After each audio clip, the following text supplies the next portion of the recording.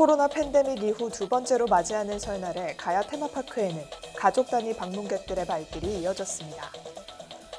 김해 씨는 야생동물 피해 예방시설 설치와 피해 보상을 지원한다고 밝혔습니다.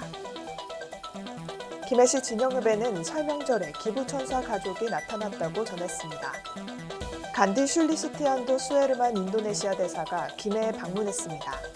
김해 씨는 야생도료 폐사체에서 고병원성 AI가 검출돼 가금농가에 대한 차단 방역을 강화한다고 밝혔습니다. 잠시 후 자세한 소식 전해드리겠습니다. 시청자 여러분 안녕하십니까? 신동아 방송 김해 뉴스 홍영서입니다. 코로나 팬데믹 이후 두 번째로 맞이한 설날의 풍경은 색달라졌습니다. 당일인 2월 1일 가야 테마파크에는 가족 단위 방문객들의 발길이 이어졌습니다.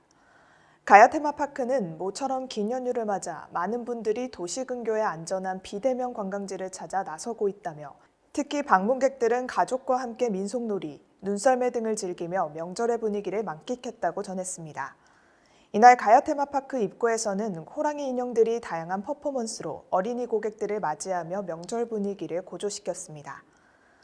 또 가야 왕궁 광장에서는 투호, 윷놀이, 제기차기, 굴렁쇠 등을 즐길 수 있는 민족놀이 한마당이 열려 가족들이 한바탕 놀이를 즐기기도 했습니다.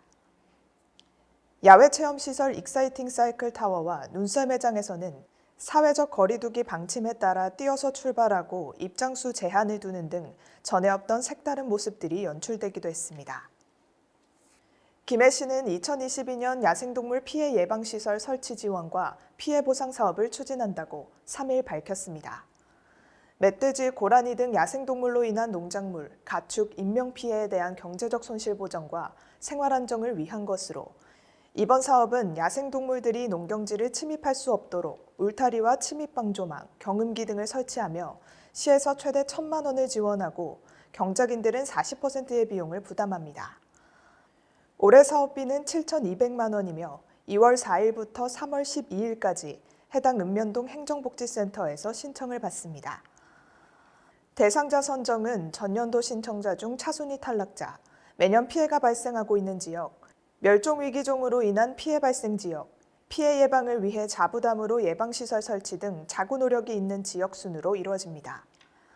야생동물 피해 보상 사업은 2월 3일부터 11월 30일까지 신청할 수 있고 관내 경작 중인 농어업인과 주소를 둔 실거주자를 대상으로 합니다. 보상은 피해 현장을 보존해 5일 이내 관할 읍면동 행정복지센터에 신청서를 제출하면 현장 확인, 야생동물 피해보상심의위원회의 심의를 거쳐 보상금을 지급받을 수 있습니다. 인명피해의 경우 7일 이내 피해 신고서를 제출하면 보상받을 수 있습니다. 올해 사업비는 총 1,500만 원으로 시는 농작물 등의 보상금은 피해액의 80%까지, 인명피해 보상금은 치료비로 최대 500만 원까지 지원하며 사망 시 위로금과 장제비를 별도 지원합니다. 김해시 진영읍 행정복지센터는 지난 1월 28일 익명의 기부천사 가족이 어려운 이웃에게 전달해달라며 과자와 음식 등을 기탁했다고 밝혔습니다.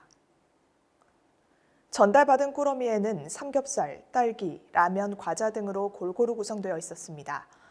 익명의 기부천사는 진영읍 행정복지센터에 전화해 어린 자녀와 함께 정성껏 준비했다. 소년소녀 가정에게 전달해달라고 했으며 앞으로도 가끔 기탁하겠다고 전했으나 신분을 밝히기는 사양했습니다.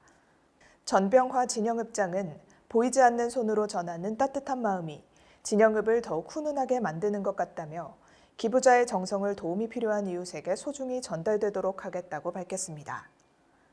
한편 이번에 전달된 물품은 지역 내 소년소녀 가정 및 조손가정 등 10가구에 전달됐습니다. 김해 씨는 지난 1월 30일 김해 씨를 방문한 인도네시아 대사를 접견했습니다.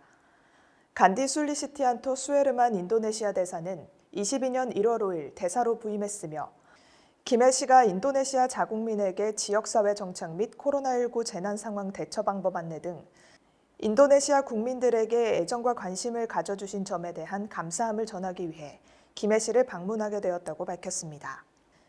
인도네시아 대사관 일행은 알바마트 식료점, 인도네시아 이슬람 사원을 방문해 자국민들과의 간담회를 가지는 일정으로 진행했으며 시는 발열 체크, 출입자 명부 작성, 코로나 2차 접종 완료자 등 방역수칙 준수자에 대해서만 입장을 허용해 특별 방역점검에도 소홀함 없이 대사관 일행을 안내했습니다. 한편 김해 시는 지난해 코로나19와 각종 재난 상황에 대한 대응 및 협력을 위해 외국인 공동체 9개국과 협약을 체결한 바 있으며 그중 인도네시아는 5번째 협약 체결 국가였습니다.